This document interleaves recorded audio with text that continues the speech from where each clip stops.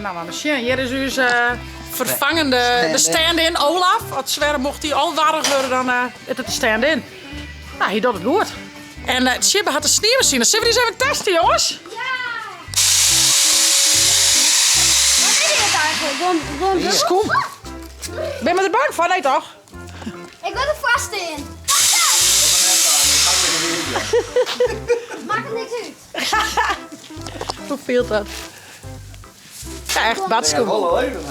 Ja. Nou, Jelke had nog even wat losje in de loods. Dus de wijn met in de loods. Dus we zijn dan door een foto even een proefrondje. Ik ben benieuwd.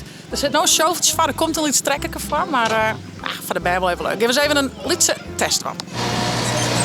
Mooi hoor. Hallo. Een beetje verder achter die koer. Dat zit net in. Ah, nou wel. Als de bocht hem gaat zo. Oh, nog een rondje denk ik.